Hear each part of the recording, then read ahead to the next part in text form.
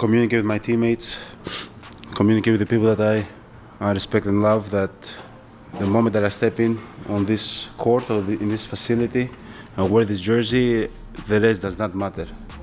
I'm locked into whatever I have in front of me. Now if in 6-7 months I change my mind, I think that's human too. You're allowed to make any decision you want, but I'm locked in. What if I told you Giannis Antetokounmpo isn't bluffing this time? That every interview, every leaked report, every carefully timed story is part of a calculated strategy to escape Milwaukee? Because while you've been watching the games, Giannis has been playing a completely different sport, and the Bucks are losing badly.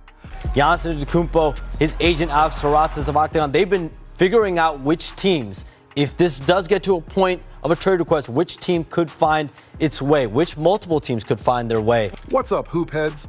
The NBA rumor mill is on fire right now, and at the center of it all is the Greek freak himself. But here's what they won't tell you. This isn't just random speculation. This is orchestrated pressure. This is leverage warfare. And Giannis? He's learned from the best. It takes more than skills to be great. That's what people don't understand. You can be the most skillful person on earth, still don't make the NBA. The NBA is not about skills. When you think about LeBron, you think about consistency. Today, we're breaking down the chess moves happening behind closed doors in Milwaukee. From leaked Knicks trade packages to his agent working reporters like puppets to the uncomfortable truth that Giannis might have been trapped in a commitment he regrets. Let's dive in. Let's rewind to 2020. Giannis started dropping hints. I want to win. The team needs to get better. Sound familiar? The Bucks panicked. They knew they couldn't lose their franchise player. So what did they do? They mortgaged their future and traded for Drew Holiday, giving up multiple first-round picks and young talent. They got desperate, they got aggressive, and it worked. They won a championship in 2021. But here's the thing. That playbook worked once, and Giannis knows it worked. Now, in 2025, we're watching the same movie play out again. Recent reports reveal Giannis has openly stated he's committed to Milwaukee for now, but reserves the right to reconsider in 6-7 months if the team isn't headed in the right direction. That's not loyalty. That's a deadline. That's pressure.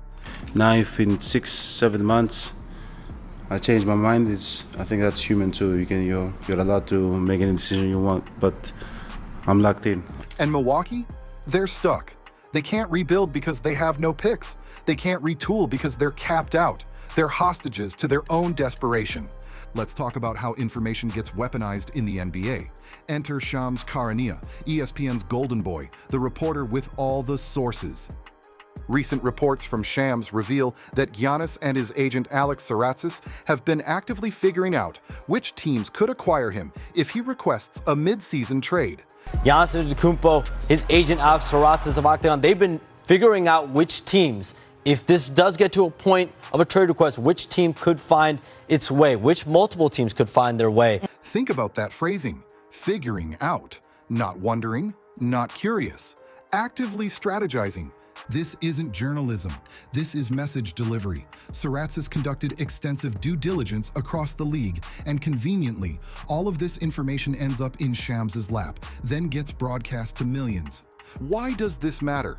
Because when a trusted reporter says Giannis is exploring options, the Bucks front office reads that as the clock is ticking. It's pressure without Giannis ever having to say a word publicly. But Giannis is a monster, man. And if you're talking about the New York Knicks getting somebody of that caliber, to me, nobody outside of Jalen Brunson would have been safe for me personally, because that's how I feel about Giannis. Alex Saratsas isn't just an agent, he's a puppet master. And Shams? He's the megaphone. In August 2025, ESPN's Shams Charania reported that the Knicks and Bucks engaged in exclusive trade discussions after Giannis identified New York as his preferred destination outside Milwaukee. A Shams report. This was on Tuesday. He reported that the Bucks and Giannis had discussions this summer centered around Giannis's desire to be traded to the Knicks if he and Milwaukee were going to part ways. The only way the Bucks are going to trade Giannis, period, is if Giannis says, I want to be traded. They're not just going to do it proactively. It's not going to be a Nico Harrison thing. And then it becomes a question for the Knicks. Like, would you trade Karl Anthony Towns and OG Anunoby for Giannis? Is your team better? Those talks never gained traction, but here's the kicker. They were never supposed to. Sources revealed the Bucks and Knicks held talks, but a deal never materialized. So why leak it? Simple. To create a market. To show Milwaukee, hey, there are suitors, real teams with real assets, and they're willing to pay. When Ian Begley or other New York insiders report these packages, Julius Randle, draft picks, young players, it does two things. One, it tells the Bucks what Giannis is worth on the open market. Two, it tells other teams, if you want him, you better start calling. Miles McBride, he's got the most value if you're looking at what the Knicks could or couldn't do in the trade market. He's got very high value. Teams are waiting for the Knicks to really make him available in a serious way, and it hadn't happened as of last week. I don't think it has happened to date here. I mean, I know that key stakeholders in New York, they see him as an important part of what they want to do this year. And you've seen it in the preseason. He's played pretty well. I think the speculation is more so based on his value and what else the Knicks would have to move in order to try to make that room under the second apron for a Landry Shamet and a Malcolm Brogdon. And so I think it was just, I don't want to say baseless speculation. It makes sense, informed speculation, but from the Knick perspective, just based on everything that I had heard it's not real in terms of what they would like to do or may not do to this. This is negotiation 101. You don't threaten to leave without showing there's somewhere to go. And now Milwaukee knows. Giannis has options. Remember when the Bucks traded for Damian Lillard and everyone lost their minds? Dynamic duo, championship window, best backcourt in the NBA. When y'all first heard it, what y'all think? You got a team that no longer, in my eyes, I think are contending when you lose someone like Dame. Yeah, about that. To get Dame, Milwaukee gave up Drew Holiday, one of the best perimeter defenders in basketball. They mortgaged more draft capital. They sacrificed depth. And for what? A first-round exit to the Indiana Pacers. Here's the uncomfortable truth. What if Giannis never actually wanted Dame? What if the front office made that move to appease him, to show they're serious about winning, but Giannis just went along with it? Think about it. If you're Giannis and the Bucks trade for a big name, you can't publicly say, I didn't want him, without looking like the bad guy. So you smile, you say the right things, you play along. Then, when it doesn't work, you say, I gave them a chance. Now Giannis can point to the Dame experiment and say, we tried it your way. Now it's time to try mine. Or I'm out. The only way that Giannis Antetokounmpo will end up a New York Knick is if he specifically goes to the Milwaukee Bucks and says, I want out and I want to go to New York. The reason I say that is because if he just says I want out and Milwaukee has the license to trade him elsewhere, the assets that they could get for his services are considerably better in other places than they are in New York. New York doesn't have what you would like. Why? Because they gave away 5 first-round picks, 4 unprotected for Mikal Bridges last summer. That's why. So because of that, could you imagine if the New York Knicks had 2 first-round picks? We got 2 first-round picks or 3 first-round picks, plus a Karl Anthony Towns, and maybe Mikal Bridges for Giannis. Could you imagine? Even Stephen A. Smith called this out, saying Giannis put pressure on the Bucks to make moves, then folded in key games himself. The Dame trade was supposed to save Milwaukee's championship window. Instead, it might have closed it. Giannis has been vocal about wanting to stay in one place like Kobe Bryant or Tim Duncan. Noble, right? Loyal, right? Wrong. Here's why that comparison is flawed. Kobe had the Lakers organization, one of the most prestigious franchises in sports history, with Jerry West, Phil Jackson, and a front office that consistently reloaded. Duncan had Greg Popovich and the Spurs' legendary culture, with R.C. Buford making smart moves year after year. Milwaukee? They have Doc Rivers, a coach with a history of playoff disappointments, and a front office that's now completely handcuffed. No picks, no cap space, no plan B. Giannis wants Duncan's legacy without Duncan's infrastructure. He wants Kobe's loyalty without the Lakers' resources. It doesn't add up. When you watch Jokic over the last 2 to 3 years, and you watch Wemby last year as a rookie and this year, it makes Giannis look much more incomplete. He doesn't shoot, and so it's all about a physical mismatch and getting to the basket, which he does, but that takes a physical toll on you. All you have to do is go ask Shaq. But Shaq played in a different era where bully ball was good enough. Bully ball can dominate. It doesn't anymore, especially if you don't hit your free throws. You know, the NBA, we always talked about Dwight Howard. You know, he aged really fast.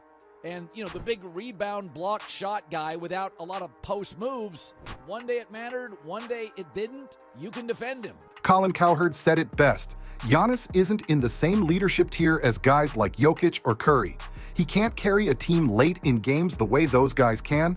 So why would he expect Milwaukee to build a dynasty around him when he hasn't proven he can be that guy? Let's talk about the hypocrisy for a second. Remember when Kevin Durant left Oklahoma City for Golden State? Charles Barkley destroyed him, called him weak, said he took the easy road, made hardest road memes a thing. And I don't understand the Durant thing. You know, I hear the Suns are trying to work with him. The Suns don't need to work with him. They need to get the best deal possible. He got 1 year left on his deal. Don't try to make it, his people going to try to make it perfect for him. Screw that. If I'm the Phoenix Sun, I'm like, you know what? We going to make the best deal for our team. Now Giannis is openly flirting with leaving Milwaukee, a team that drafted him, developed him, gave him a supermax, won him a championship. And Chuck is silent? Why? Because Giannis is marketed as the humble, loyal star, the guy who stayed in a small market, the anti-super team guy. But if Giannis forces his way to Miami or joins Wembanyama in San Antonio, will Chuck keep that same energy? Or will he make excuses because it's Giannis? The double standard is glaring. And it exposes how we romanticize certain players while crucifying others for the same behavior. Now, let's get to the juiciest speculation. What if Giannis joins Victor Wembanyama in San Antonio? Think about it. The Spurs have a generational talent in Wemby, Greg Popovich, or his successor, and championship culture, cap space to make moves, draft picks to sweeten a trade package. Imagine Giannis as the Shaq to Wemby's Kobe, or the Pippen to Wemby's Jordan. A dominant interior force paired with a 7'4" unicorn who can do everything. That move was definitely childish. Giannis said, well, that's something he would do with his kids, yet that, Giannis, was the point. He wasn't playing around with his kids. He had just thrown a dangerous elbow into Jaylen Brown's face. Skip Bayless loves to mock Giannis's lack of finesse, but pair him with Wembanyama, and suddenly those weaknesses disappear. Wemby spaces the floor, Giannis attacks the rim, Wemby handles late-game offense, Giannis dominates the glass. It's a perfect fit. And if the Spurs can offer young players like Stephon Castle, Devin Vassell, and picks, Milwaukee might have no choice but to listen. Maybe Giannis was never bluffing. Maybe he actually wants to be Wemby's Shaq. What if the Bucks' front office knows Giannis is leaving, but they're playing it cool to protect ticket sales and avoid a PR disaster? Think about their silence. No big trades, no desperate moves, no public declarations of Giannis is untouchable. Maybe they've accepted the inevitable. Maybe they're quietly preparing for life after Giannis. Maybe they're just trying to milk one more season of ticket revenue before the rebuild begins. Kendrick Perkins said Giannis wanted it easy and bailed when things got tough. If that's true, Milwaukee's silence makes perfect sense. Why fight to keep someone who's already mentally checked out? And finally, let's not sleep on Miami. Pat Riley missed out on Damian Lillard. He's been patient. He's been waiting. And you better believe he's building a Godfather offer for Giannis as we speak. Riley doesn't miss twice. If Giannis becomes available, Miami will be in the mix. And unlike Milwaukee, Miami has Jimmy Butler's expiring deal, young talent like Jaime Jaquez Jr., and the allure of South Beach. Giannis may be realizing he's not just losing games in Milwaukee, he's losing legacy points while Dame takes none of the heat.